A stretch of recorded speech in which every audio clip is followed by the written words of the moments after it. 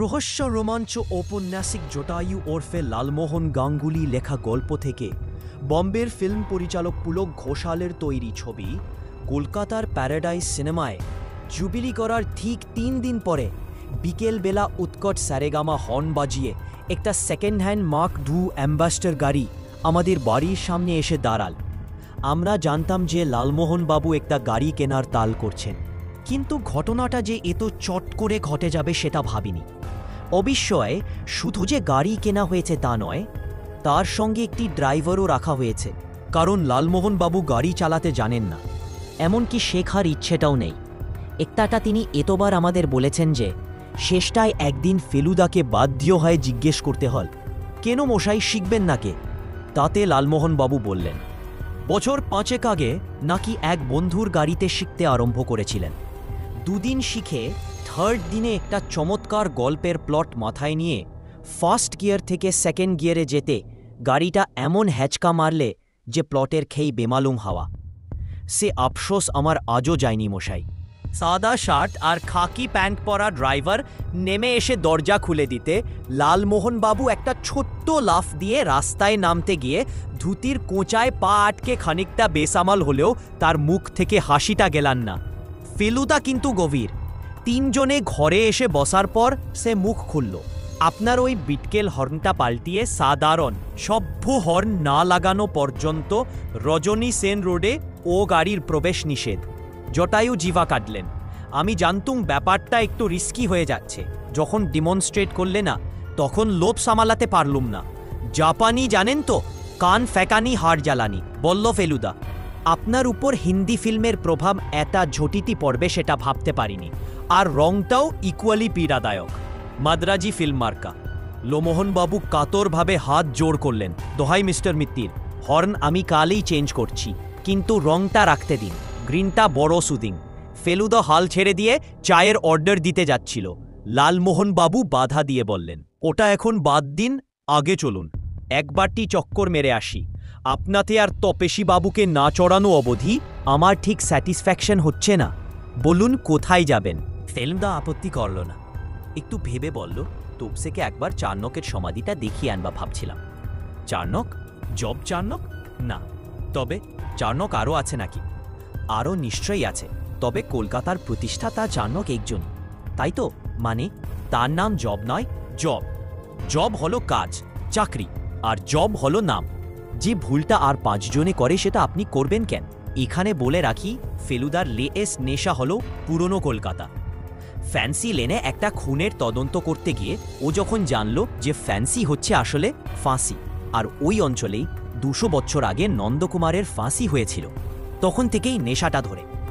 গত 3 মাসে ও এই নিয়ে যে কত বই পড়েছে, ম্যাপ দেখেছে, ছবি দেখেছে, তার ইয়ত্তা নেই। অবশ্যই এই সুযোগে আমারও অনেক কিছু জানা হয়ে যাচ্ছে, আর তার বেশিরভাগটা হয়েছে ভিক্টোরিয়া মেমোরিয়ালে 2টো দুপুর কাটিয়ে। ফেলুদা বলে, দিল্লি আগ্রার তুলনায় কলকাতা খোকা শহর হলেও এটাকে উড়িয়ে দেওয়া মোটেই ঠিক নয়। এখানে তাজমহল নেই, কুতুব মিনার নেই, যোধপুর জয়সলমীরের মতো কেল্লা নেই, বিশ্বনাথের গলি নেই, এসবই ঠিক, কিন্তু ভেবে দেখ তোপসে। একটা সাহেব মশা মাছি সাপ ব্যাং বনবাডার ভরা মাঠের এক প্রান্তে গঙ্গার ধারে বসে ভাবল এখানে সে কুঠির পত্তন করবে, আর দেখতে দেখতে বনবাডার সাফ হয়ে গিয়ে সেখানে দালান উঠল, রাস্তা হল, রাস্তার ধারে লাইন করে গ্যাসের বাতি বসল, সেই রাস্তায় ঘোড়া ছুটল, পালকি ছুটল, আর 100 বছর যেতে না যেতে গড়ে উঠল এমন একটা শহর যার নাম হয়ে গেলা সিটি অফ প্যালেসেজ। এখন সে শহরের কি ছিরি হয়েছে সেটা কথা নয়, আমি বলছি ইতিহাসের কথা। শহরের রাস্তার নাম পাল্টে এরা সেই ইতিহাস মুছে ফেলতে চাইছে, কিন্তু সেটা কি উচিত বা সেটা কি সম্ভব? অবশ্যই সাহেবরা তাদের সুবিধের জন্যই এড সব করেছিল, কিন্তু যদি না করত তাহলে ফেলুমিত্তির এখন কি করত ভেবে দেখ। ছবিটা একবার কল্পনা করে দেখ, তোর ফেলুদা প্রদোষচন্দ্র মিত্র, প্রাইভেট ইনভেস্টিগেটর, ঘাড় গুজে কলম পিষছে কোনো জমিদারি সেরেস্তায়, যেখানে ফিঙ্গারপ্রিন্ট বললে বুঝবে টিপসই। বিবিডি বাগা, যার নাম ছিল ডালহৌসি স্কোয়ার, যে ডালহৌসি আমাদের দেশে লাট সাহেব হয়ে এসে গক্কপ রাজ্য গিলেছে, আর সেই সঙ্গে প্রথম রেলগাড়ি আর প্রথম টেলিগ্রাফ চালু করেছে। সেই বিবিডি বাগে 200 বছরের পুরনো সেন্ট জনস চার্চের কম্পাউন্ডে কলকাতার প্রথম ইটের বাড়ি জোপ চান্নকের সমাধি দেখে লালমোহনবাবু যদিও বললেন ক্রেলিং, আমার কিন্তু মনে হলো সেটা আকাশে মেঘের ঘনঘটা আর সেই সঙ্গে একটা গুরু গভীর গর্জনের জন্য। সমাধির গায়ে একটা মার্বেলের ফলকের দিকে কিছুক্ষণ চেয়ে থেকে ভদ্রলোক বললেন, এ তো দেখি জোবো নয় মশাই, জোবাসা ব্যাপার কি বলুন তো?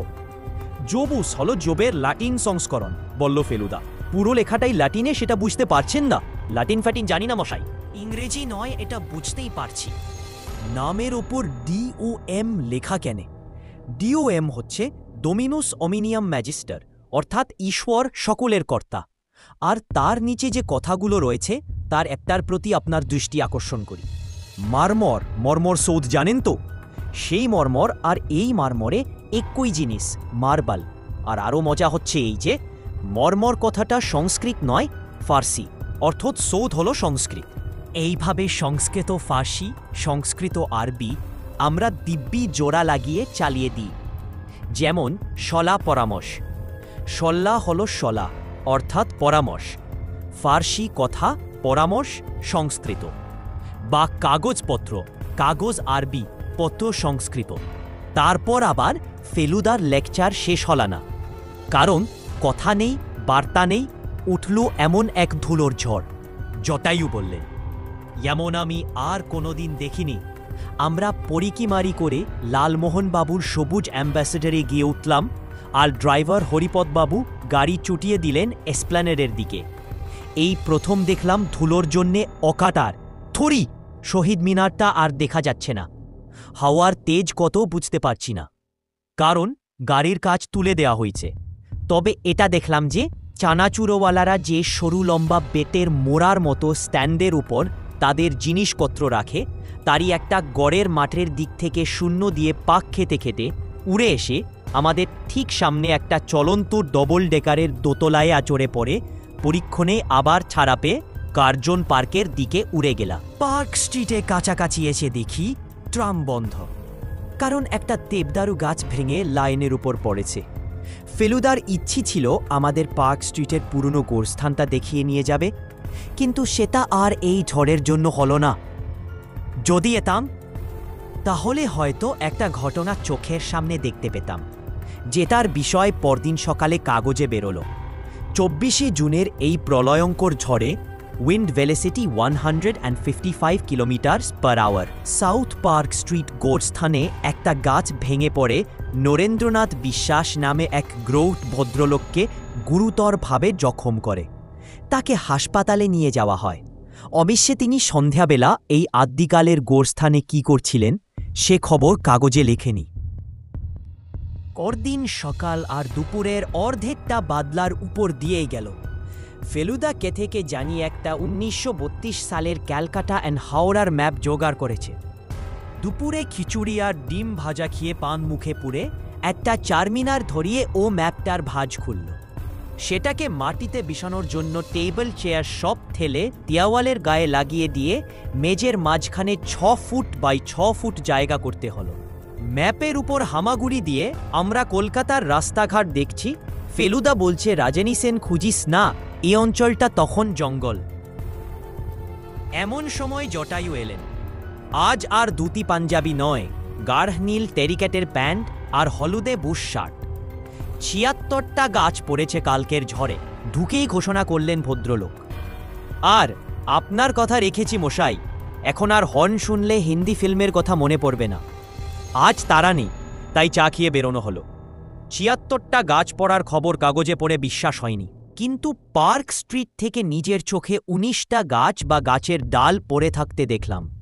তার মধ্যে সাদার্ন এভিনিউতেই ৩টে। তাও তো এর মধ্যে কত ভালপালা সরিয়ে ফেলা হয়েছে কে জানে। গোরস্থানের গেটের সামনে যখন পৌঁছলাম, এখানে আসছি সেটা ক্যাম্যাক স্ট্রিটের আগে ফেলুদা আমাদের বলেনি, তখন জটায়ুর দিকে চেয়ে দেখি তার স্বাভাবিক ফুর্তিভাবটা যেন একটু কম। ফেলুদা তার দিকে জিজ্ঞাসু দৃষ্টি দিতে ভদ্রলোক বললেন, একবার এক সাহেবকে কবর দিতে দেখেছিলুম 41-এ রাঁচিতে। কাঠের বাক্সটা গড়তে নামিয়ে যখন তার উপর চাবড়া চাকরা মাটি ফেলে না, সে এক বিভৎস শব্দ মশাই। সে শব্দ এখানে শোনার কোনো সম্ভাবনা নেই, বলল ফেলুদা।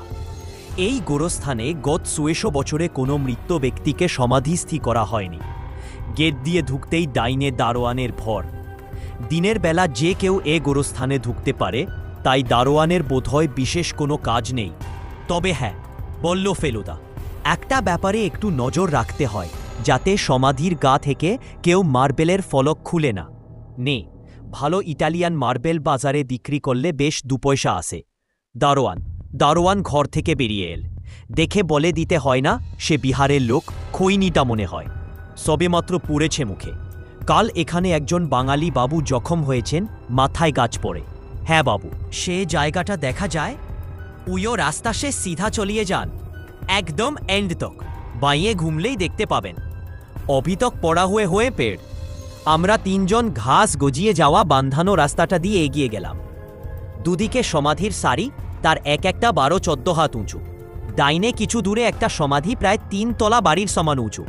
ফেলুদা বলল, ওটা খুব সম্ভবত পণ্ডিত উইলিয়াম জোনসের সমাধি। ওর চেয়ে উঁচু সমাধি নাকি কলকাতায় আর নেই। প্রত্যেকটা সমাধির গায়ে সাদা কিংবা কালো মার্বেলের ফলকে মৃত ব্যক্তির নাম, জন্ম তারিখ আর মৃত্যুর তারিখ, আর সেই সঙ্গে আরও কিছু লেখা। কয়েকটা বড় ফলকে দেখলাম, অল্প কথায় জীবনী পর্যন্ত লেখা রয়েছে। বেশিরভাগ সমাধি চারকোনা থামের মতো, নিচে চড়া থেকে উপরে সরু হয়ে উঠেছে। লালমোহনবাবু সেগুলোকে বললেন বোরখাপ্রা ভূত। কথাটা খুব খারাপ বলেননি, যদিও এ ভূতের নড়াচড়ার উপায় নেই। এ ভূত প্রহরী ভূত। মাটির নিচে কফিনবন্দি হয়ে জানি শুয়ে আছেন, তাকেই যেন গার্ড করছেন এই ভূত। এই স্তম্ভগুলোর ইংরেজি নামটা জেনে রাখ তোপসে, একে বলে ওবেলেস্ক। লালমোহনবাবু বারপাচে কথাটা আউড়ে নিলেন। আমি বান্দিক ডান দিক চোখ ঘোরাচ্ছি। আর ফলকের নামগুলো জ্যাকসন, ওয়াটুস, ওয়েলস, লার্কিন্স, গেয়ান্স, ওল্ডহ্যাম। মাঝে মাঝে দেখছি পাশাপাশি একই নামের বেশ কয়েকটি সমাধি রয়েছে। বোঝা যাচ্ছে সবাই একই পরিবারের লোক। সবচেয়ে আগের তারিখ যা এখন পর্যন্ত চোখে পড়েছে তা হল ২৮শে জুলাই ১৭৭০। তার মানে ফরাসি বিপ্লবেরও ১২ বছর আগে। রাস্তার শেষ মাথায় পৌঁছে বুঝতে পারলাম গোরস্থানটা কত বড়। পার্ক স্ট্রিটের ট্রাফিকের শব্দ এখানে ক্ষীণ হয়ে এসেছে। ফেলুদা পরে বলেছিল, এখানে নাকি ২০০০-এর বেশি সমাধি আছে। লালমোহনবাবু লর সেকুলার রোডের দিকটায় গোরস্থানের গায়ে লাগা একটা ফ্ল্যাট বাড়ির দিকে দেখিয়ে বললেন, ওকে লাখ টাকা দিলেও নাকি উনি ওখানে থাকবেন না। গাছ যেটা ভেঙেছে বলে কাগজে বেরিয়েছে, সেটা আসলে শাখা প্রশাখা সমেত একটা প্রকাণ্ড আম গাছের ডাল। সেটা পড়েছে একটা সমাধির বেশ খানিকটা ধ্বংস করে। এছাড়াও আরও অনেক ডালপালা চারিদিকে ছড়িয়ে রয়েছে। আমরা সমাধিটার দিকে এগিয়ে গেলাম। এটা অন্যগুলোর তুলনায় বেটে। লালমোহনবাবু কাঁধ অবধি আসবে বড় জোর। বোঝা যায় এমনিতেই সেটার অবস্থা বেশ কাহিল ছিল। যেদিকে ডালের ঘা লাগেনি সেদিকটাও ফাটল ধরে চৌচির হয়ে আছে। পলেস্তারা খসে ইট বেরিয়ে আছে। ঘা লাগার দরুন শ্বেত পাথরের ফলকটাও ভেঙেছে। তার খানিকটা সমাধির গায়ে এখনও লেগে আছে। বাকিটা ৮-১০ টুকরো হয়ে ঘাসের উপর পড়ে আছে। বৃষ্টি হয়ে চারিদিকটা এমনিতেই জলকাদায় ভরা, কিন্তু এখানে যে কাঠটা অন্য জায়গার চেয়ে একটু বেশি। আশ্চর্য, বললেন লালমোহনবাবু। গড কথাটা কিন্তু এখনও সমাধির গায়ে লেগে আছে। শুধু গড নয়, বলল ফেলুদা, তার নিচের সালের অংশ দেখতে পাচ্ছেন। নিশ্চয়ই 185। তারপর ভাঙা বোঝাই যাচ্ছে এই গড হল আপনার সেই ঈশ্বর সকলর কথা। তাই কি? ফেলুদার প্রশ্ন শুনে তার দিকে চাইলাম। তার ভুরু কুচকোনো। বলল, আপনি অন্য সমাধিগুলো বিশেষ মন দিয়ে দেখেননি দেখছি। দেখুন না, ওই পাশেরটার দিকে। পাশেই আরেকটা বড় সমাধি রয়েছে। তার ফলকে লেখা, to the memory of captain P O'Reilly, HM 44th regiment, who died 25 May 1823, aged 38 years. লক্ষ্য করুন নামের নিচে আসছে সাল তারিখ। বেশিরভাগ ফলকে তাই। আর গড কথাটা অন্য কোনো ফলকে দেখলেন কি? ফেলুদা ঠিকই বলেছে। এই পত্তকু আসার মধ্যে আমি নিজেই অন্তত 30টা ফলকের লেখা পড়েছি, কিন্তু কোনো তাতে গড় দেখিনি। তার মানে বলছেন গড় হলো মৃত ব্যক্তির নাম? গড় কারুর নাম হয় বলে আমার মনে হয় না, যদিও ঈশ্বর বা ভগবান নামটা হিন্দুদের মধ্যে আছে। লক্ষ্য করুন, গডের জি এর বাদিকে ইঞ্চিখানেক ফাঁক দেখা যাচ্ছে, অর্থাৎ বাদিকে ওর গায়ে গায়ে কোনো অক্ষর ছিল না। কিন্তু ডি এর ডান দিকটায় ফাঁক আছে কিনা বোঝা যাচ্ছে না, কারণ পাথরটা ভেঙে পড়ে গেছে। আমার ধারণা এটা যার কবর তার পদবীর প্রথম 3টে অক্ষর হলো GO ডি, যেমন গডফ্রি বা গোডার্ড। সে তো পাথরের টুকরোগুলো জড়ো করে পাশাপাশি লালমোহনবাবু কথাটা বলতে বলতে ভাঙা ডালপালার উপর দিয়ে সমাধিটার দিকে এগিয়ে তার ধারে পৌঁছতে হঠাৎ সারাট করে খানিকটা নিচের দিকে নেমে গেলেন। গর্তে পা পড়লে যেমন হয় ঠিক তেমনি, কিন্তু ফেলুদা ঠিক সময়ে তার লম্বা হাত দুটি বাড়িয়ে তাকে খপ করে ধরে টেনে তুলে শক্ত জমিতে দাঁড় করিয়ে দিল। ব্যাপারটা কি? ওখানে গর্ত হলো কি করে? কেমন জেনে খটকা লাগছিল, বলল ফেলুদা। ভাঙলো আম গাছ, অথচ আম পাতার সঙ্গে জাম কাঁঠাল কি করছে তাই ভাবছিলাম। লালমোহনবাবু এমনিতেই গোরস্থানে এসে একটু ঘুম মেরে গিয়েছিলেন, তার ওপর এই ব্যাপার। প্যান্টের ধুলো ঝাড়তে ঝাড়তে একটু বাড়াবাড়ি মশাই, বলে ভদ্রলোক একপাশে সরে গিয়ে আমাদের দিকে পেছন করে বোধহয় নিজেকে সামালাবার চেষ্টা করলেন। তপসে খুব সাবধানে ডালপালাগুলো সরাতো। আমি আর ফেলুদা গর্তে বাঁচিয়ে জায়গাটা পরিষ্কার করতেই বেশ বোঝা গেল কব্বেরের পাশটায় হাতখানেক গভীর খালের মতো রয়েছে। সেটা আগেই ছিল না সম্প্রতি কেউ খুঁড়ে করেছে, সেটা ফেলুদা বুঝে থাকলেও আমি বুঝলাম না। ফেলুদা এবার মার্বেলের টুকরোগুলোই মন দিল। দুজনে মিলে 11টা টুকরো জড়ো করে মিনিট 10 ঘাসের উপর জিগস পাজল খেলে সেগুলোকে ঠিক ঠিক জায়গায় বসিয়ে দিলাম। তার ফলে জিনিসটা এই রকম দাঁড়াল: sacred to the memory of Thomas win, opt 24 April 880। Godwin. বলো ফেলুদা, কমাস গডউইনের পুণ্য স্মৃতির উদ্দেশ্যে। ওবিটি হল ওবিটুস অর্থাৎ মৃত্যু, আর এইটি হল ইটাটিস অর্থাৎ বয়স। এখন কথা হচ্ছে, ও মশাই, জটায়ু হঠাৎ চেঁচিয়ে উঠে আমাকে বেশ চমকে দিলেন। ঘুরে দেখতেই ভদ্রলোক একটা চক্ক চাপটা কালো জিনিস আমাদের দিকে তুলে ধরে বললেন, 37 টাকায় বুফক্সে 3 জনের ডিনার হবে কি? কি পেললেন ওটা? আমরা দুজনেই বেশ আগ্রহের সঙ্গে এগিয়ে গেলাম। লালমোহনবাবুর বাঁ হাতে একটা কালো মানিব্যাগ, আর ডান হাতে 3টে 10, একটা 5 আর একটা 2 টাকার নোট। টাকা আর ব্যাগ দুটোরই অবস্থা বেশ শোচনীয়। ভদ্রলোকের ভয় কেটে গিয়ে এখন একটা বেশ মারদিস ভাব। বেশ বুঝতে পারছেন যে ফেলুদার জন্য একটা ভালো ক্লু জোগাড় করে দিয়েছেন। ফেলুদা ব্যাগটা খুলে খাপগুলোর ভিতর যা ছিল সব বার করেন। 4 রকম জিনিস বেরোল খাপ থেকে। 1 নম্বর, এক গোছা ভিজিটিং কার্ড, ইয়াতে ইংরেজিতে লেখা NM বিশ্বাস। ঠিকানা, টেলিফোন নেই। ফেলুদা বলল, দেখেছেন খবরের কাগজের কাণ্ড নরেন্দ্র মাহানকে? নরেন্দ্রনাথ করে দিয়েছে। 2 নম্বর হচ্ছে 2টো খবরের কাগজের কাটিং, একটাতে এই সাউথ পার্ক স্ট্রিটে গোরস্থান, প্রথম যখন খুলো তার খবর, আর আরেকটাতে আজকাল যাকে শহীদ মিনার বলি, সেই অক্টারলোনি মনুমেন্ট তৈরি হবার খবর। তার মানে 2টো কাগজের টুকরোই 150-200 বছরের পুরনো। বিশেষ মশাই, এত প্রাচীন কাগজের কাটিং কোথেকে জোগাড় করলেন জানতে ভারী কৌতূহল হচ্ছে, মন্তব্য করল ফেলুদা। 3 নম্বর হচ্ছে পার্ক স্ট্রিটের অক্সফোর্ড বুক কোম্পানির একটা 12 টাকা 50 পয়সার ক্যাশ মেমো। আর 4 হলে এক টুকরো সাদা কাগজ, যাতে ডট পেনে ইংরেজিতে কয়েকটা লাইন লেখা। লেখার মাথামুন্ড বুঝলাম না, যদিও ভিক্টোরিয়া নামটা পড়তে পেরেছিলাম। অক্টারলোনি মনুমেন্ট নিয়ে যে একটা লেখা সেদিন কাগজে, হঠাৎ বলে উঠলেন লালমোহনবাবু। আর যদ্দূর মনে পড়ছে লেখকের পদবি ছিল বিশ্বাস। হ্যাঁ, বিশ্বাস, কারেক্ট। কোন কাগজ? ফেলুদা জিজ্ঞেস করল। হয় লেখনী, না হয় বিচিত্রপত্র, ঠিক মনে পড়ছে না। আমি বাড়ি গিয়ে চেক করব। জটায়ু স্মরণশক্তি তেমন নির্ভরযোগ্য নয় বলি বাদ হয় ফেলুদা এ ব্যাপারে। আর কিছু না বলে সাদা কাগজের লেখাটা তার নিজের নেটবুকে কপি করে নিয়ে আসেন। কাগজ আর অন্য জিনিসগুলো মানিব্যাগে ভরে সেটা পকেটে নিয়ে নিল। তারপর মিনিট 5 ধরে কব্রের আশপাশটা ভালো করে দেখে আরও 2টো জিনিস পেয়ে সেগুলোও পকেটে পুরল। সে দুটো হচ্ছে, একটা ব্রাউন রঙের কোটের বোতাম আর একটা নেতিয়ে যাওয়া রেসের বই। চলো দারোয়েনের সঙ্গে একবার কথা বলে বেরিয়ে পড়ি। আবার মেঘ করল। ব্যাগটা কি ফেরত দেবেন? জিজ্ঞেস করলেন লালমোহন বাবু। অবশ্যই, কোন হাসপাতালে আছে খোঁজ করে কাল একবার যাব। আর সে লোক যদি মরে গিয়ে থাকে, সেই অনুমান করে তো আর তার প্রপার্টি আত্মসাৎ করা যায় না, সেটা নীতিবিরুদ্ধ। আর ৩৭ টাকায় ব্লু ফক্সে ৩ জনের চা স্যান্ডউইচের বেশি কিছু হবে না। সুতরাং আপনি ডিনারের আশা ত্যাগ করতে পারেন।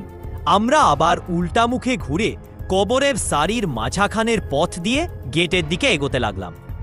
ফেলুদা গভীর, এরই ফাঁকে একটা চারমিনার ধরিয়ে নিয়েছে। এমনিতেও সিগারেট অনেক কমিয়ে দিয়েছে, কিন্তু রহস্যের গন্ধ পেলে নিজের অজান্তেই মাঝে সাঝে সাদা কাঠি মুখে চলে যায়। অর্ধেক পথ যাবার পর সে হঠাৎ থামল কেন সেটা তৎক্ষণাৎ বুঝতে পারিনি। তারপর তার চাহানি অনুসরণ করে একটা জিনিস দেখে আমার হাঁটার হার্টবিটটাও সঙ্গে সঙ্গে এক পলকের জন্য থেমে গেল। একটা গম্বুজওয়ালা সমাধি, যার ফলকে মৃত ব্যক্তির নাম রয়েছে মিস মার্গারেট টেম্পলটন, তার ঠিক সামনে ঘাসে পড়ে থাকা একটা পুরনো ইটের উপর একটা সিকি খাওয়া জ্বলন্ত সিগারেট থেকে সরু ফিতের মতো ধোঁয়া কুণ্ডলি পাকিয়ে উপরে উঠছে। বৃষ্টি হবে বলে বোধহয় বাতাসটা বন্ধ হয়েছে, না হলে ধোঁয়া দেখা যেত না। ফেলুদা এগিয়ে গিয়ে 2 ইঞ্চি লম্বা সিগারেটটা তুলে নিয়ে মন্তব্য করল গোল ফ্লোক। জটায়ু বলল বাড়ি চলুন। আমি বললাম একবার খুঁজে দেখব লোকটা এখনো আছে কিনা। সে যদি থাকতো, বলল ফেলুদা, তাহলে সিগারেট হাতে নিয়েই থাকতো, কিংবা হাত থেকে ফেলে পা দিয়ে মারিয়ে নিবিয়ে দিত। আধ খাওয়া অবস্থায় এভাবে ফেলে যেত না। সে লোক পালিয়েছে এবং বেশ ব্যস্তভাবেই পালিয়েছে। দারোয়ান ঘরে ছিল না। মিনিট 3 অপেক্ষা করার পর সে পশ্চিম দিকের একটা ঝোপের পিছন থেকে বেরিয়ে হেলতে দুলতে এগিয়ে এসে বলল, আবি এক চুহাকো খত্ম করা দিয়া। বুঝলাম ওই ঝোপের পিছনে চুহার সৎকার সেরে তিনি ফিরছেন। ফেলুদা কাজের কথায় চলে গেল। যার উপর গাছ পড়েছিল তাকে জখম অবস্থায় প্রথম দিক লোকে। দারোয়ান বলল যে সেই দেখেছিল। গাছ পড়ার সময়টা সে গোরস্থানে ছিল না। তার নিজের একটা শার্ট উড়ে গিয়েছিল পার্ক স্ট্রিটে, সেটা উদ্ধার করতে গিয়েছিল। ফিরে এসে ব্যাপারটা দেখে দারোয়ান ভদ্রলোকের মুখ চিনত, কারণ উনি নাকি সম্প্রতি আরও কয়েকবার এসেছেন গোরস্থানে। আর কেউ এসেছিল কালকে, মালুম নেহি বাবু।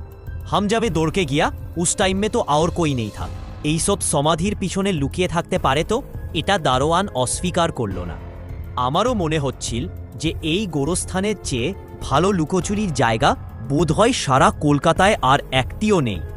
নরেন বিশ্বাসের অবস্থা দেখে দারোয়ান রাস্তায় বেরিয়ে এসে এক পথচারী সাহেবকে খবরটা দিয়ে, বর্ণনা থেকে মনে হল সেন্ট জেভিয়ার্সের ফাদার ট্র্যাডার হতে পারে। ইনি নাকি ট্যাক্সি ডাকিয়ে নরেন বিশ্বাসকে হাসপাতালে পাঠানোর বন্দোবস্ত করেন। আজ একটু আগে কাউকে আসতে দেখেছিলেন। আবি, হ্যাঁ না, দারোয়ান কাউকে আসতে দেখেছিলে। সে গেটের কাছে ছিল না। সে গিয়েছিলে চুহার লাশ নিয়ে ওই ঝোপড়াটার পিছনে। ওটা ফেলে দিয়েই ওর কাজ শেষ হয়নি, কারণ একটু পিপাসার প্রয়োজন হয়ে পড়েছিল। রাত্রে তুমি এখানে থাক। हाँ बाबू, लेकिन रात को तो पहाड़े की जरूरत नहीं हाता। डर के मारे कोई आता ही नहीं। पहले लोअर सर्कुलर रोड साइड में दीवार टूटा था, लेकिन आजकल स्नातकों कोई नहीं आता समेंद्री में। তোমার নাম কি? বিরাম দেও। এই নাও সালাম বাবু। দারোয়ানের হাতে 2 টাকার নোটটা গুজে দেবার ফল অবশ্যই আমরা পরে পেয়েছিলাম। Godwin, Thomas Godwin. সিধু জাট্টার কপালে 6টা খাজ পড়ে গেল। সিধু জাট্টাকে আমি বলি বিশ্বকোষ, ফেলুদা বলে শ্রুতিধর। দুটোই ঠিক। একবার যা পড়েন, একবার যা শোনেন, মনে ধরলে ভোলেন না। ফেলুদাকে মাঝে মাঝে ওর কাছেতে আসতেই হয়, যেমন আজকে। ভোরে উঠে হাঁটতে বেরোন সিধু জাট্টা লেকের ধারে। মাইল 2 হেঁটে বাড়ি ফিরে আসেন 6:30টার মধ্যে। বৃষ্টি হলেও বাদ নেই, ছাতা নিয়ে বেরোবেন। বাড়ি ফিরে সেই যে তক্তপোষের উপর বসেন, এক স্নান খাওয়া ছাড়া ওঠা নেই। সামনে একটা ডেস্ক, তার উপর বই, ম্যাগাজিন, খবরের কাগজ।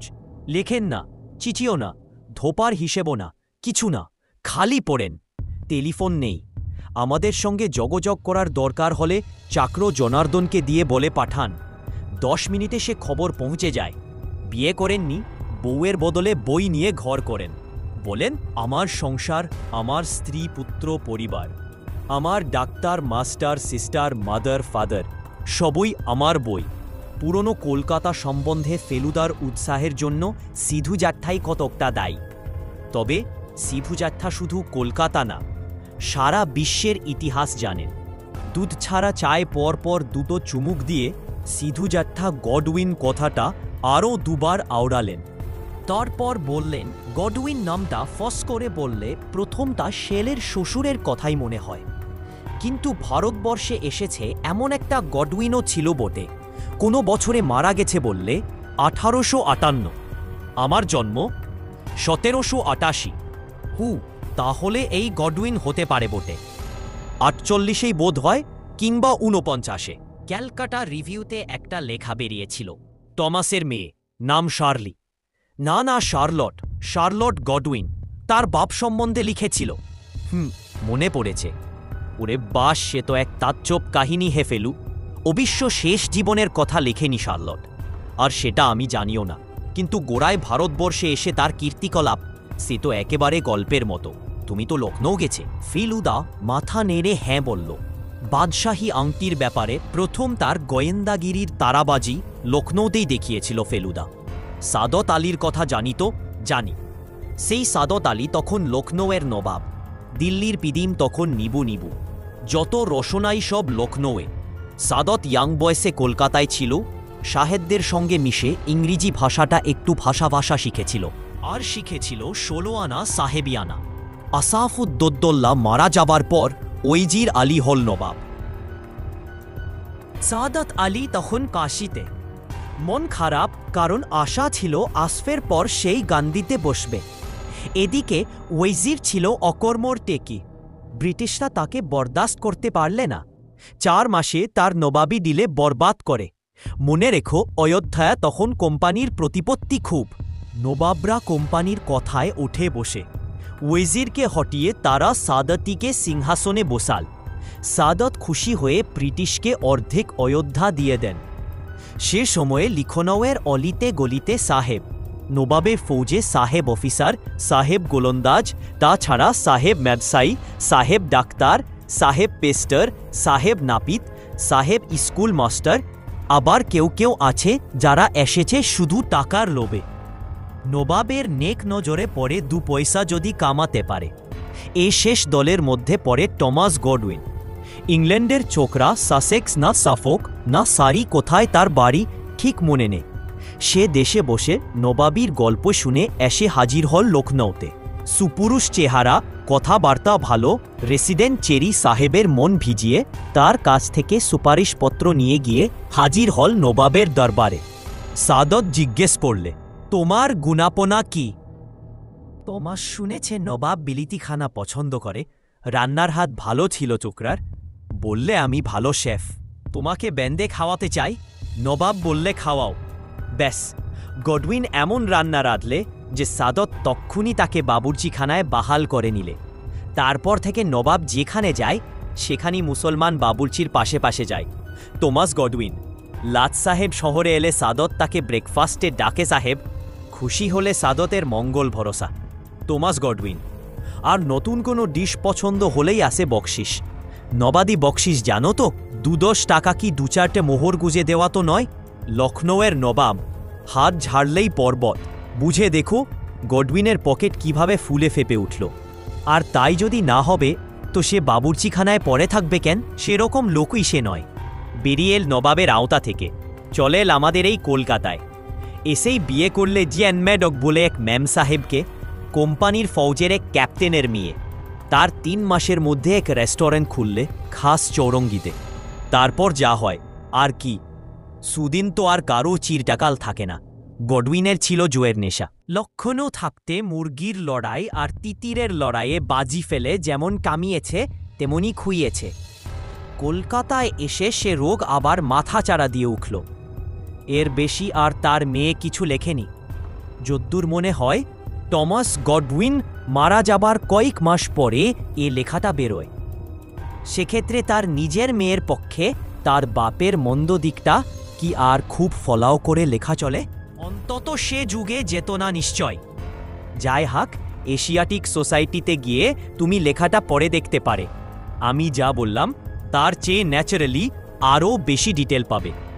আমার অবশ্যই মনে হল সিধু জাঠা পুরো লেখাটাই বাংলা করে বলে ফেলেছেন। ফেলুদা আর আমি দুজনেই টমাস গডউইনের এই আশ্চর্য কাহিনী শুনে বেশ কিছুক্ষণ চুপ করে কইলাম। আমাদের আগে সিধু জাঠাই আবার মুখ খুললেন, কিন্তু টমাস গডউইনের বিষয় হঠাৎ জিজ্ঞেস করছে কেন, কি ব্যাপার? ফেলুদা বললা, সেটা বলছি, তার আগে আরেকটা জিনিস জানার আছে।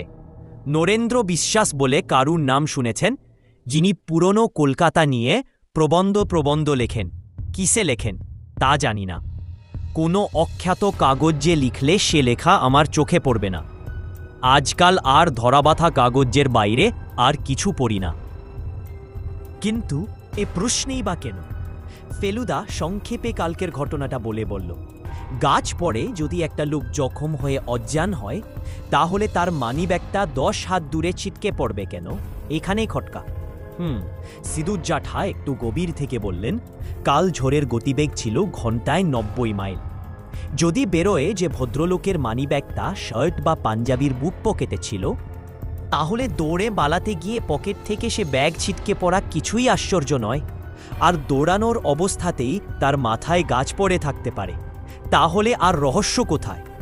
ভদ্রলোক পড়েছিলেন গডউইনের সমাধির পাশে, তাতে কি এসে গেল? সেই সমাধির পাশে খালের মতো গর্ত, মনে হয় কেউ খোঁড়ার কাজ শুরু করেছিল। সিধু জাঠার চোখ ছানা বড়া। বল কি হে, গ্রেভ ডিগিং? এ তো ভারী গ্রেভ সংবাদ দিলে হে তুমি, এ তো অবিশ্বাস্য। টাটকা লাশ হলে খুঁড়ে বার করে সব ব্যবচ্ছেদের জন্য বিক্রি করে পয়সা আসে জানি, কিন্তু 200 বছরের পুরনো লাশের কয়েকটা হাড়গোড় ছাড়া আর কি পাওয়া যাবে বলো? তার না আছে প্রত্নতাত্ত্বিক ভ্যালু, না আছে রিসেল ভ্যালু। করেছে সে ব্যাপারে তুমি শিওর? পুরোপুরি নয়, কারণ বৃষ্টির জন্য কোদালের কোপের চিহ্ন মুছে গেছে।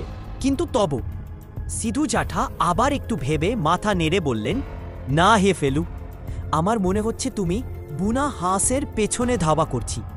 হাতে কোনো কেস টেস নেই বুঝি, তাই কল্পনা একটা রহস্য খাড়া করছি। হ্যাঁ? ফেলুদা তার একপেশে হাসিটা হেসে চুপ করে রইল। সিধু জাঠা বললেন, গডউইনের বংশের কেউ যদি এখানে থাকুক, তাহলে না হয় তাদের জিজ্ঞেস করে কিছু জানা যেত, কিন্তু সেও তো বোধহয় নেই।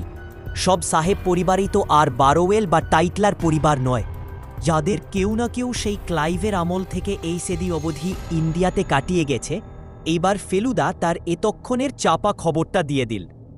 টমাস গডউইনের 3 পুরুষ পর অবধি তাদের কেউ না কেউ এ দেশেই মারা গেছে, সে খবর আমি জানি। সে কি? সিধু জাঠাও অবাক।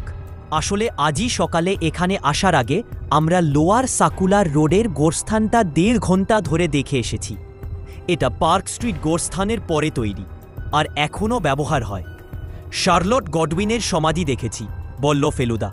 1886 সালে 67 বছর বয়সে মারা যান। গডউইন পদবি দেখলে? তার মানে বিবাহ করেনি। আহা, বড় সুলেখিকা ছিলেন। শার্লটের পাশে তার বড় ভাই ডেভিডের সমাধি, মৃত্যু 1874। ফেলুদা পকেট থেকে তার খাতাটা বার করে নোট দেখে দেখে বলে চলেছে, ইনি খিদিরপুরের কিট কোম্পানির হেড অ্যাসিস্ট্যান্ট ছিলেন।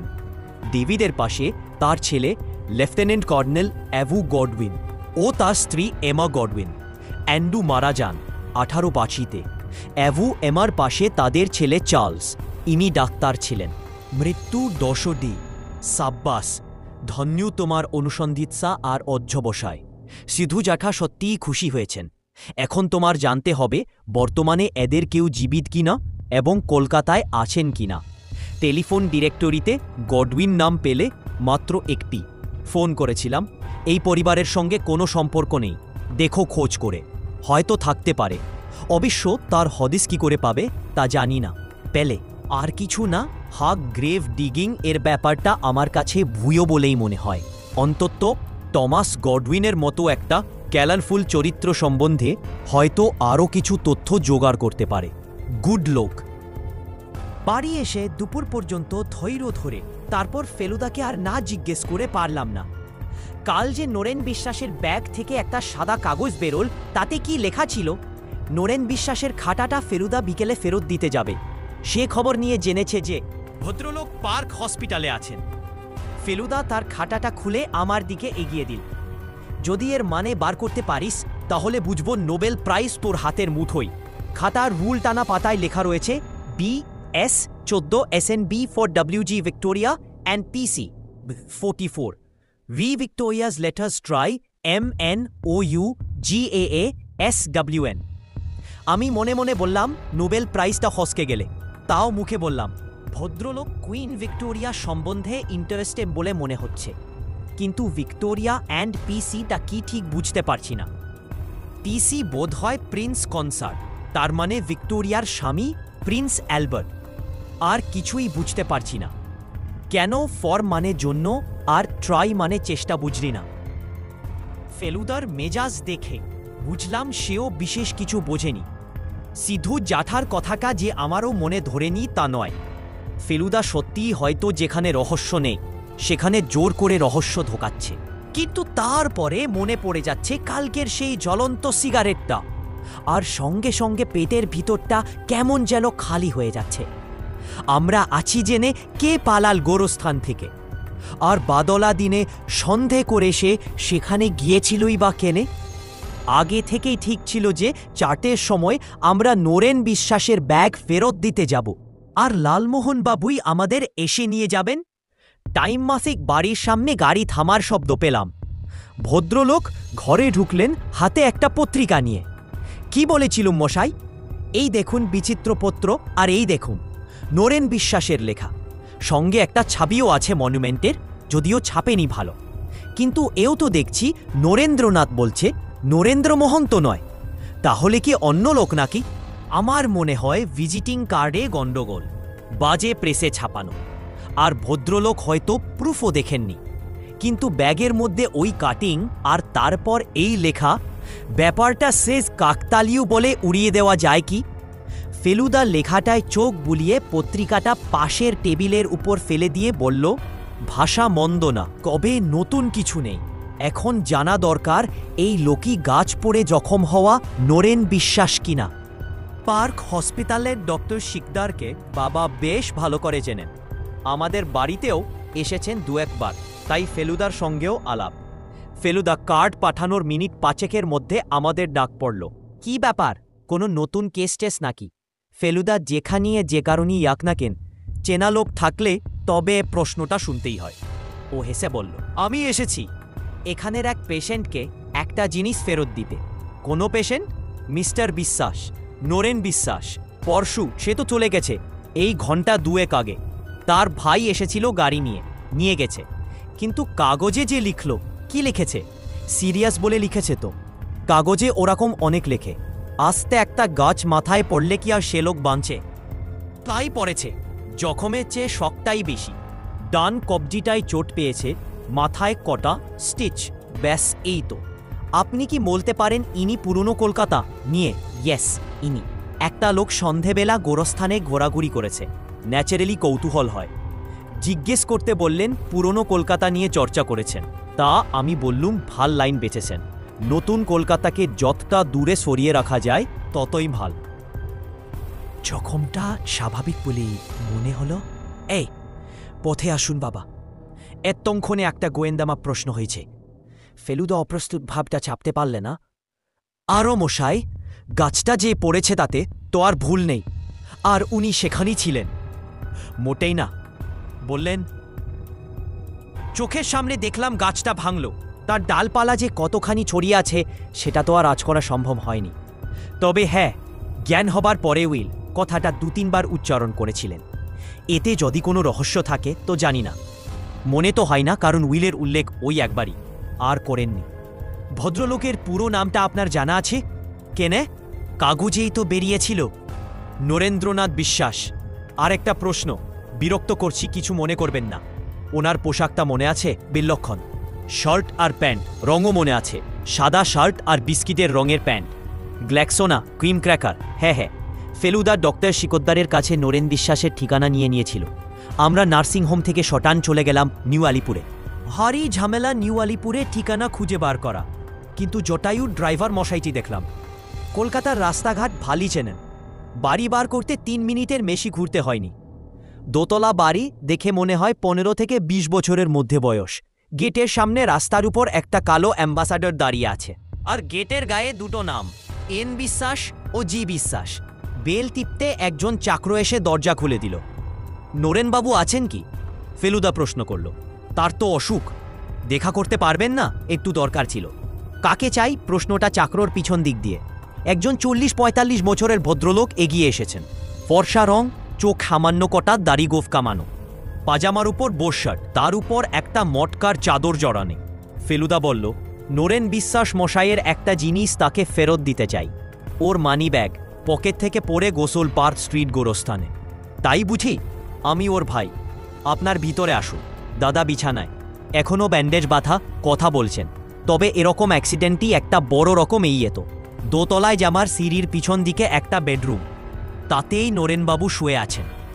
আইয়ের চেয়ে রং প্রায় দুপোজ কালো, ঠোঁটের ওপর বেশ একটা পুরু গোফ, আর মাথার ব্যান্ডেজটার নিচে যে টাক আছে সেটা বলে দিতে হয় না। বাং হাতে ধরা স্কেটসম্যান কাগজটা নামিয়ে ভদ্রলোক ঘাড় হেট করে আমাদের নমস্কার জানালেন। ডান কবজিতে ব্যান্ডেজ, তাই হাত জোর করে নমস্কারে অসুবিধা আছে। ভাইটি আমাদের ঘরে ঢুকিয়ে দিয়ে বেরিয়ে গেলেন। শুনলাম চাকরকে হাঁক দিয়ে আরও দুটো চেয়ারের কথা বলে দিলেন।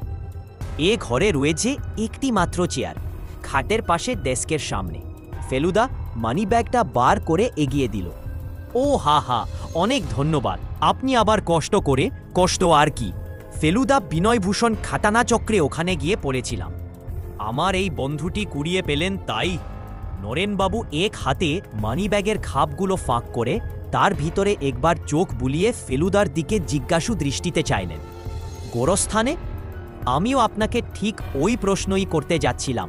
ফেলুদা হেসে বলল, আপনি বোধহয় প্রাচীন কলকাতার ইতিহাস নিয়ে পড়াশুনো করছেন। ভদ্রলোক দীর্ঘশ্বাস ফেললেন।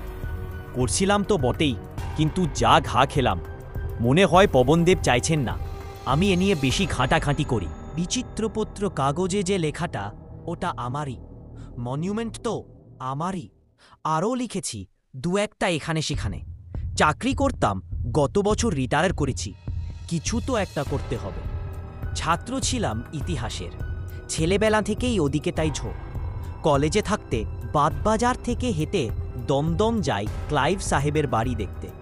দেখেছেন, এই সেদিন অবধি ছিল একতলা বাংলো টাইপের বাড়ি, সামনে ইস্ট ইন্ডিয়া কোম্পানির কোট অফ আর্মস। আপনি প্রেসিডেন্সিতে বলেছেন। খাটের ডান পাশেই টেবিল, আর তার দুহাত উপরেই দেয়ালে একটা বান্ধানো গ্রুপ ছবিতে লেখা, প্রেসিডেন্সি কলেজ অ্যালামনাই অ্যাসোসিয়েশন 1953। শুধু আমি কেন, বলেন নরেন বিশ্বাস, আমার ছেলে, ভাই, বাপ, ঠাকুরদান সবাই প্রেসিডেন্সির ছাত্র। ওটা একটা ফ্যামিলি ট্র্যাডিশন। এখন বলতে লজ্জা করে, আমরা সোনার মেডেল পাওয়া ছাত্র, গিরিন আমি দুজনেই। কেন লজ্জা কেন? কি আর করলুম বলুন জীবনে? আমি গেলাম চাকরিতে, গিরিন গেল ব্যবসায়। কে আর চিনল আমাদের বলুন? ফেলুদা এগিয়ে গিয়েছিল ছবিটা দেখতে। এবার তার দৃষ্টি নামল নিচের দিকে। টেবিলের উপর একটা নীল খাতা, সেটা প্রথম পাতাটা খোলা রয়েছে। দেখে বোঝা যাচ্ছে একটা লেখা শুরু হয় 8-10 লাইনের বেশি এগোয়নি। আপনার নাম কি নরেন্দ্রনাথ না নরেন্দ্রমোহন? একগে। ভদ্রলোক বোধহয় একটু অন্যমনস্ক হয়ে পড়েছিলেন। ফেলুদা আবার প্রশ্নটি করল। ভদ্রলোক একটু হেসে একটু যেন অবাক হয় বললেন, নরেন্দ্রনাথ বলেই তো জানি। কেন, আপনার কি সন্দেহ হচ্ছে? আপনার ভিজিটিং কার্ডে দেখলাম NM বিশ্বাস রয়েছে। ওহো, ওটা তো ছাপার ভুল। কাউকে কার্ড দেবার আগে ওটা কলম দিয়ে শুধরে দিই। অবশ্য নতুন কার্ড ছাপিয়ে নেওয়া উচিত ছিল, কিন্তু গাফিলতি করে আর করিনি। আর সত্যি বলতে কি, আমাদের আর ভিজিটিং কার্ডের কি প্রয়োজন বলুন? ইদানিং মিউজিয়ামের কথা ব্যক্তিদের সঙ্গে একটু দেখাটেখা করতে হচ্ছিল, তাই ব্যাগে কয়েকটা ভরে নিয়েছিলাম। ভালো কথা, আপনিও কি ওই গোরস্থান নিয়ে লিখবেন টিকবেন নাকি? আশা করি না। আপনার মতো ইয়াং রাইভালের সঙ্গে কিন্তু পেরে উঠব না। ফেলুদা যাবার জন্য উঠে পড়ে বলল, আমি লিখিটি কি না, শুধু জেনেই আনন্দ। ভালো কথা, একটা অনুরোধ আছে। পুরনো কলকাতা নিয়ে পড়াশোনা করতে গিয়ে যদি গডউইন পরিবারের কোনো উল্লেখ পান তাহলে অনুগ্রহ করে জানালে উপকার হবে। গডউইন পরিবার? টমাস গডউইনের সমাধি পার্ক স্ট্রিট গোরস্থানে রয়েছে। ইনফ্যাক্ট একই গাছ একসঙ্গে আপনাকে এবং গডউইনের সমাধিকে জখম করেছে, তাই বুঝি? আর সার্কুলার রোড গেরস্থানে গডউইন পরিবারের আরও 5টা সমাধি রয়েছে। অবশ্যই জানাব, কিন্তু কোথায় জানাব? আপনার ঠিকানাটাকে? ফেলুদা তার প্রাইভেট ইনভেস্টিগেটর লেখা কার্ডটা নরেন বাবুর হাতে তুলে দিল। এই আপনার পেশা নাকি, গোয়েন্দাগিরি? ভদ্রলোক বেশ একটু অবাক হয়ে প্রশ্ন করলেন। আজ্ঞে হ্যাঁ, কলকাতায় প্রাইভেট ডিটেকটিভ আছে বলে শুনেছি, কিন্তু চোখে দেখলাম এই প্রথম। তুমি ভিক্টোরিয়ার কথাটা জিজ্ঞেস করলে না কেন? আমি ফেলুদাকে জিজ্ঞেস করলাম গাড়িতে চৌরঙ্গির দিকে যেতে। আজ লালমোহন বাবু ধরেছেন ব্রফক্সে গিয়েই চা স্যান্ডউইচ খাওয়াবেন। কে জানতো যে এই বফক্সে গিয়ে ঘননার মোড় ঘুরে যাবে? ফেলুদা বল, তার ব্যাগের কাগজপত্র আমি ঘাটাঘাটি করেছি। সেটা জানলে কি ভদ্রলোক খুব খুশি হতেন? আর লেখাটা সাংকেতিক না হাক, সংক্ষিপ্ত ভাষায় তো বটেই। যদি কোনো গোপনীয় ব্যাপার হয়ে থাকে তা বটে। লালমোহন বাবুকে একটু ভাবুক বলে মনে হচ্ছিল। ফেলুদাও সেটা লক্ষ্য করেছি। বল, আপনার চোখে উদাস দৃষ্টি কেনে? ভদ্রলোক একটা দীর্ঘশ্বাস ফেলে বললেন, পুলক চোকরার জন্য একটা ভাল প্লট ফেছিলুম, নির্ঘাত আকার হিট হতো। তা সে আজ লিখেছে। হিন্দি ছবিতে নাকি থ্রিল আর ফাইটিংয়ের বাজারে মন্দা, সবাই নাকি ভক্তিমূলক ছবি চায়। জয় সন্তোষীমা সুপারহিট হবার ফলে নাকি ওই হাল। ভেবে দেখুন, তা আপনার মুশকিলটা কোথায়? ভক্তিভাব জাগছে না মনে? লালমোহন বাবু কথাটার উত্তর দেবারও প্রয়োজন বোধ করলেন না, কেবল ভীষণ একটা অভক্তির ভাব করে দুবার হেল হেল বলে চুপ করে গেলেন। হেল বলার কারণ অবশ্যই পুলক ঘোষালের চিঠি নয়। আমরা বিড়লা প্ল্যানেটেরিয়াম ছাড়িয়ে চৌরঙ্গিতে পড়েছি। বায়ে মাটির পাহাড় ময়দানটাকে আড়াল করে দিয়েছে। লালমোহন বাবু কিছুদিন থেকে পাতাল রেল না বলে হেল রেল বলছেন।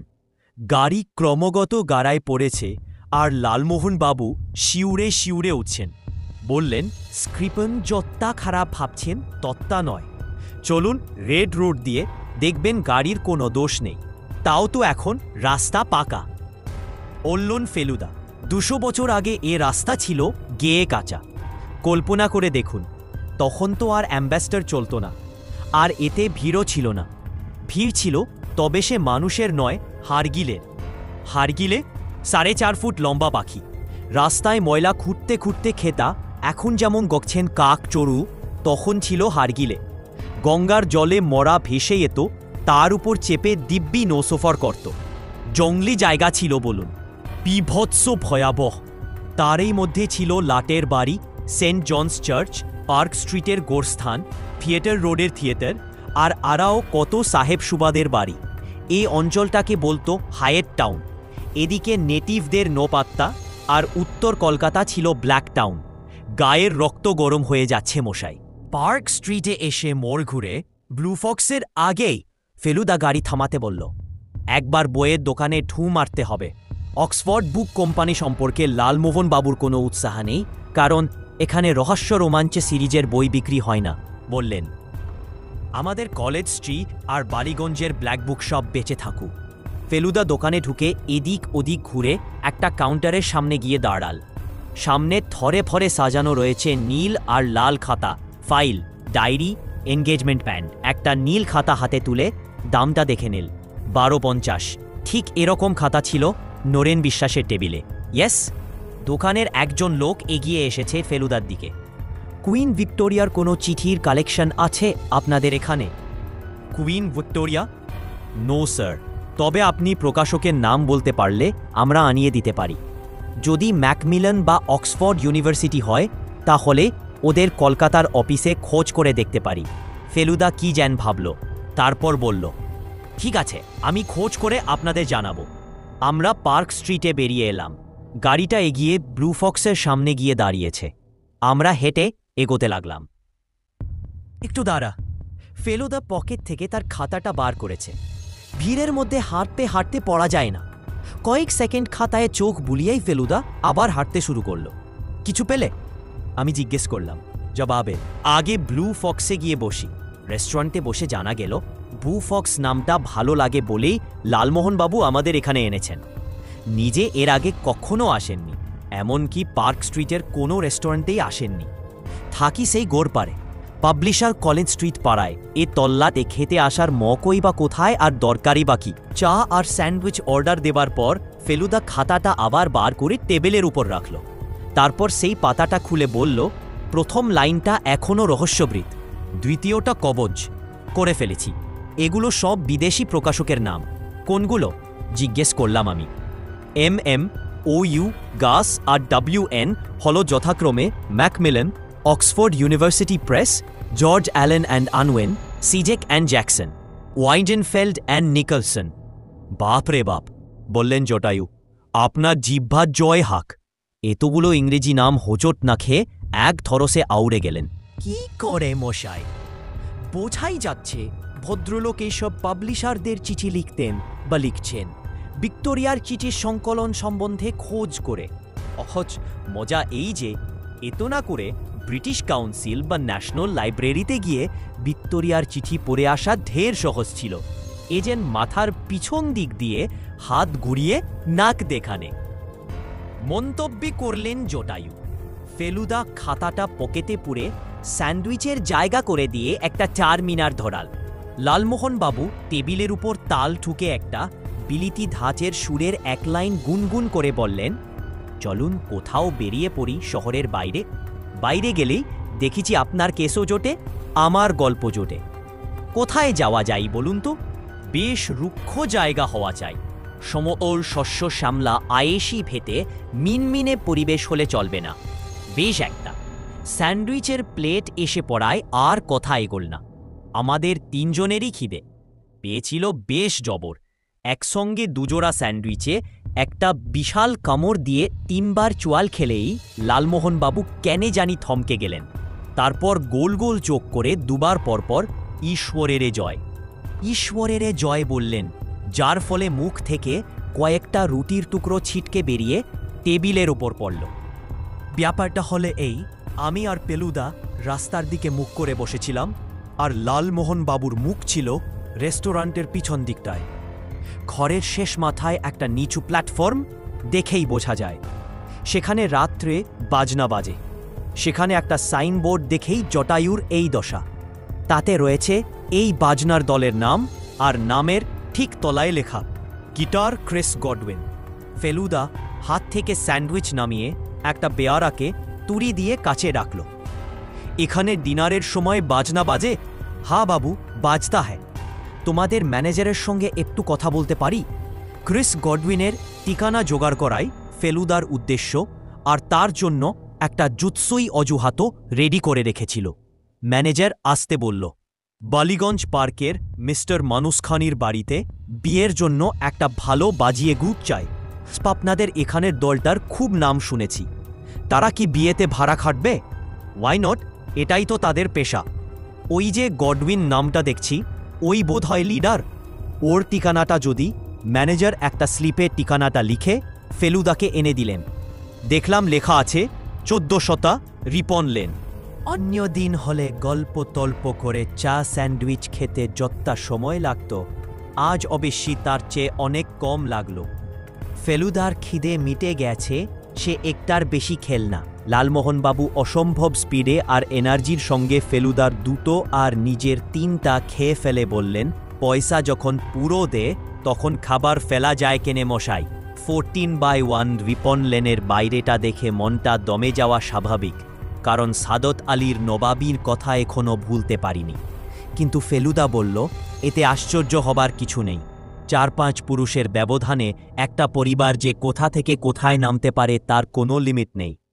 অবশ্যই বাড়িগুলো যে খুব ছোট তা নয়, সবই 3 তলা 4 তলা, কিন্তু কোনোটারই বাইরেটা দেখে ভিতরে ঢুকতে ইচ্ছে করে না।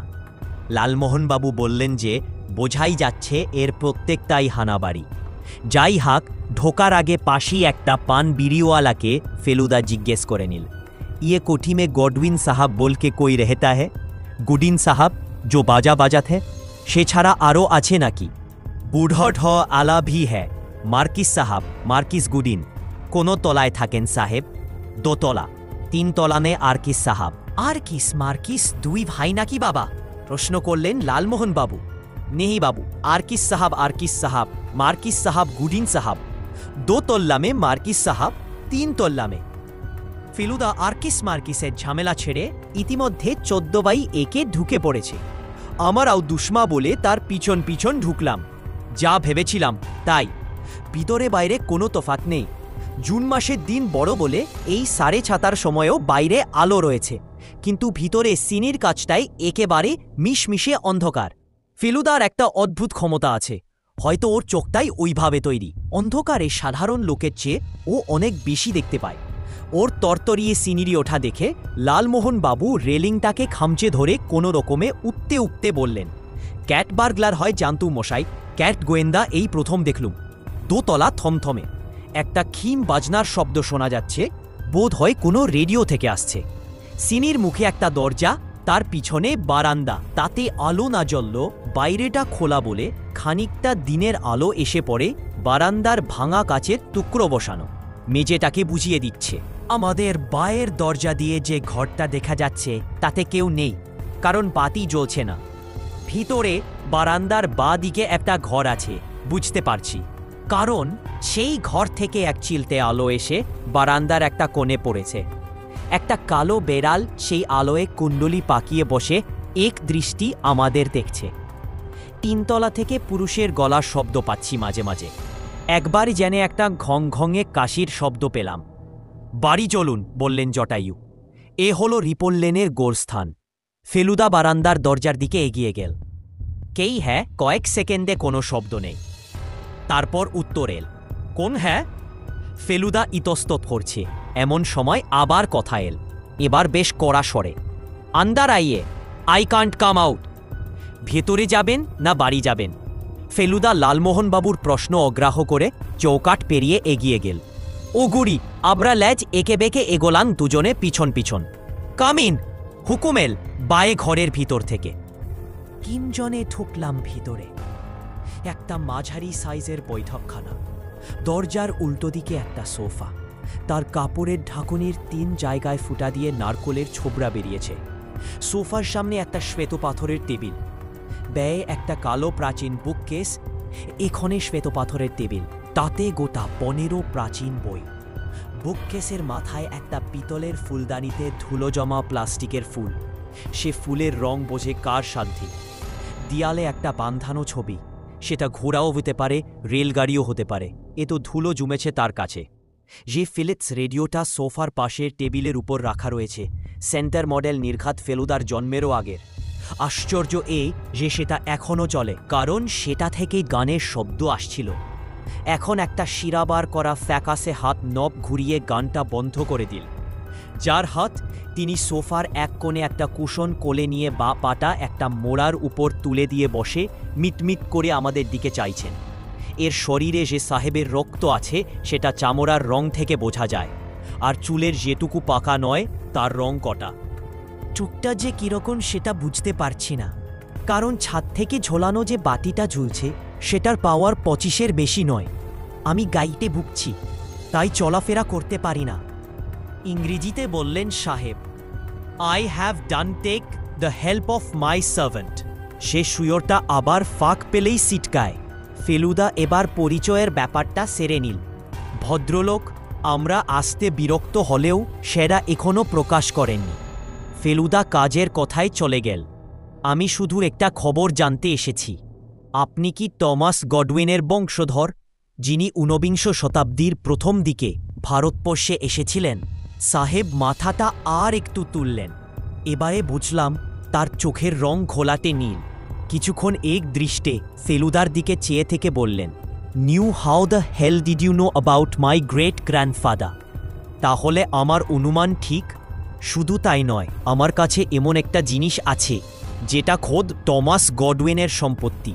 অন্তত আমার ঠাকুমা তাই বলতেন। 150 বছরেরও হেল। কি হলো? দ্যাটস কাউন্টারফুল অ্যারাকিসে থোক। জোচোর কালই রাত্রে ওটা চেয়ে নিয়ে গেছে, বলেছে আজ ফেরত দেবে। আজই ওদের মিটিং বসবে। আজ বিশ্বদাবার তো একটু পরেই শুনতে পাবে মাথার উপরে সব উদ্ভট আওয়াজ। মাথাটা গুলিয়ে যাচ্ছে বলেই বোধ হয়। ঘরটা আরও অন্ধকার লাগছে, কিংবা হয়তো সত্যি করেই রাত হয়ে আসছে। না, মেঘ ডাকল। আকাশে মেঘ করেছে, তাই অন্ধকার। ফেলুদা মিস্টার গডউইনের সামনে একটা হাতলবাঙি চেয়ারে বসেছে। তার ডান পাশে আরাম কেদারায় জটায়ু। আরাম খুব হচ্ছে না, কারণ উসখুসে ভাব দেখে মনে হয় চার পোকার কামড় খাচ্ছেন। আমি বসেছি বাঁয়ে একটা চেয়ারে। ফেলুদা চেয়ে আছে একদৃষ্টে সাহেবের দিকে। ভাবটা, তুমি যা বলতে চাও বলো, আমি শুনতে এসেছি। ইটস অ্যান আইভরি কাস্কেট, বললেন মিস্টার গডউইন। ভিতরও জিনিস আছে, দুটো পুরনো পাইপ, একটা রূপোর নাসির কোটা, একটা চশমা, আর সিন্ধে মোড়া একটা প্যাকেট। ভেতরে বইটই আছে বলে মনে হয়, কোনোদিন খুলিনি। আরও সব ছিল বাড়িতে পুরনো জিনিস। আমার বাউন্ডুলে ছেলেটা সব বেচে দিয়েছে, পড়াশুনোয় জলাঞ্জলি দিয়ে গাজা ধরল, আর তারপরে ঘর থেকে এটা ওটা সরিয়ে ফেলতে শুরু করল। বাক্সটা যে কে নেয়নি জানি না, হয়তো নিতে কপাল ফিরে গেলে, তাই নেবার দরকার হয়নি। বাজনার দল করেছে একটা, তার রোজগারেই চলছে এখন। যদি চলা বলো এটাকে, ছেলে কি আর দোষ দিয়ে? কি করে? আমারই কি কম দোষ? শুনেছি টম গডউইন জয়ও খেলে সর্বস্ব খুইয়েছিলেন। আমারও তাই। ভদ্রলোক একটু থামলেন, হাঁপাচ্ছেন। বোধহয় একটানা এত কথা বলে বাতের যন্ত্রণাতেই বাদ হয় একবার মুখটা বেঁকে গেল। তারপর আবার কথা। একবার বিলেত গিয়েছিলাম ইয়ং বয়সে। ছোট কাকা ছিল লন্ডনে, মিডল্যান্ড ব্যাংকে ক্যাশিয়ারি করত। 3 মাসের বেশি থাকতে পারেনি। শীত সহ হয়নি, খানা সহ হয়নি, ডালবাতের অভ্যস। ফিরে এলাম ক্যালকাটা, বিয়ে করলাম, বউ মরেছে 10 বছর আগে। এখন আছে ক্রিস্টোফার, মুখ দেখি দিনে একটিবার হয়তো। তাও না, পাশের ঘরে বসে গিটারে ট্যাং ট্যাং করে। হাত ভালো, মাথার উপরে সত্যি একটা অদ্ভুত আওয়াজ শুরু হয়েছে। খটখট খটখট হচ্ছে, আবার থামছে। ঘরের ছায়াগুলো দুলছে, কারণ খাট খটের সঙ্গে সঙ্গে সিলিংয়ের বাটিটা দুলতে আরম্ভ করেছে। এখন আর শুধু লালমোহন বাবু না, আমারও ভয় করছে। এরকম বাড়িতে, এরকম ঘরে কখনো আসিনি। এরকম মানুষের মুখে এরকম কথা কখনো শুনিনি। কি ব্যাপার হচ্ছে ওপরের ঘরে? গডউইন সাহেব ওপরে না তাকিয়েই বললেন, টেবিলটা লাপাচ্ছে। 4 বেটা ভন টেবিলটাকে ঘিরে বসেছে। বলে মরা লোকের আত্মা নামায় ওরা, আর যেই সে আত্মা আসে অমনি টেবিলটা ছটফট করতে শুরু করে। ওরা কারা? ফেলুদা প্রশ্ন করল। অ্যারাকিসের দল, প্রেতচর্চা সমিতি। 2 ইহুদি, একটা পার্সি আর অ্যারাকিস আমাকে দলে টানতে চেয়েছিল, আমি যাইনি। একদিন অ্যারাকিসের কাছে টমাস গডউইনের কথা বলেছিলাম, বললে তোমাকে তার সঙ্গে কথা বলিয়ে দেব। আমি বললাম, নো, সার্টেনলি নট। আজ বাদে কাল এমনিতেই তার সঙ্গে দেখা হবে। তারপর কাল এসে বললে ভদ্রলোক থামলেন। খট খট খট আবার টেবিল লাফাচ্ছে। কিন্তু বাক্সটা কেনে নিল আপনার কাছ থেকে? প্রশ্ন করল ফেলুদা। সেটাই তো বলছি। বললে আমরা তোমাকে ছাড়াই গডউইনের আত্মা নামাব। তার নিজের জিনিস কিছু থাকলে দাও, সেটা টেবিলের উপর রাখলে আত্মা সহজে নামবে। আওয়াজ শুনে মনে হচ্ছে তিনি নেমেছেন।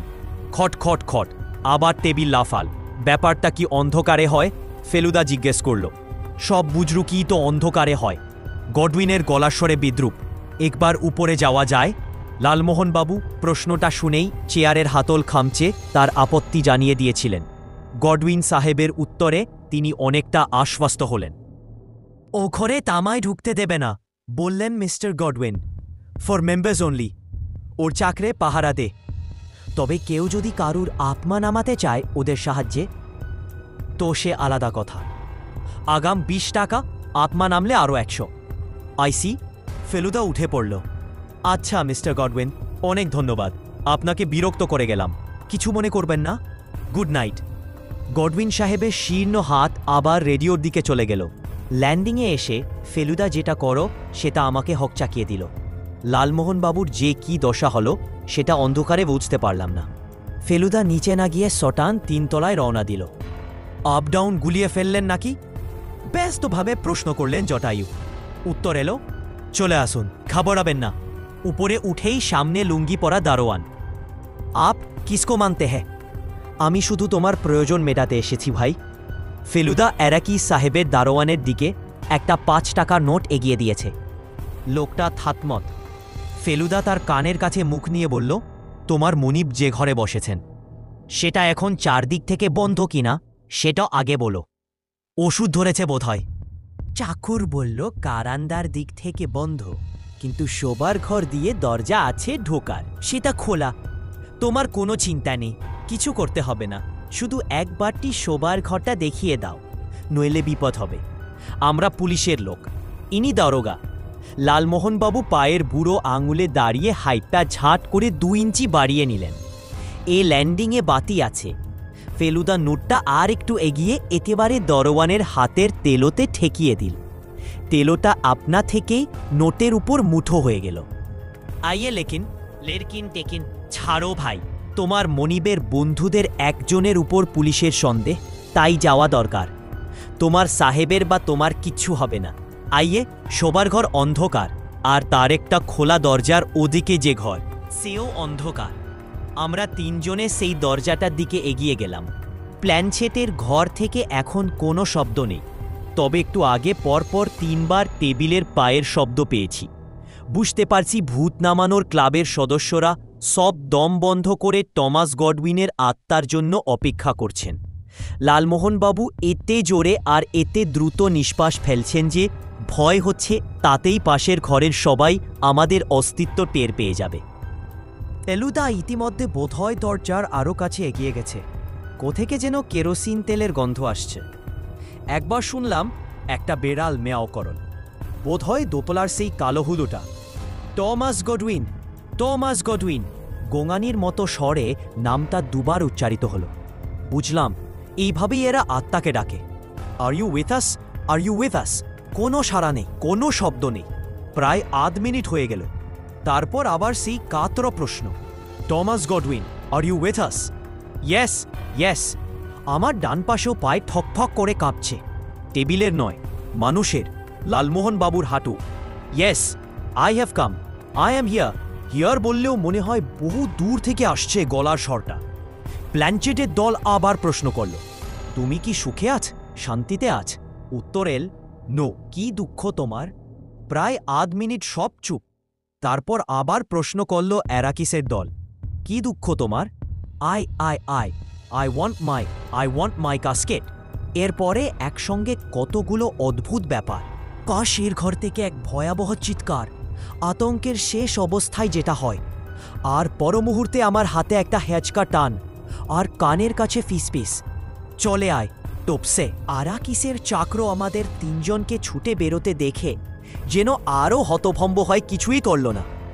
1 মিনিটের মধ্যে 3 জনে রিপন লেন পেরিয়ে রয়েড স্ট্রিটে রাখা আমাদের গাড়িটার দিকে এগোতে লাগলাম। এক খেল দেখালেন মশাই, বললেন লালমোহনবাবু। এ জিনিস ফিল্মে দেখালে সুপারহিট। লালমোহনবাবুর তারিফের কারণ আর কিছুই না, ফেলুদার হাতে এসে গেছে সাদত আলীর দেওয়া টমাস গডউইনের আইভরি ক্যাসকেট।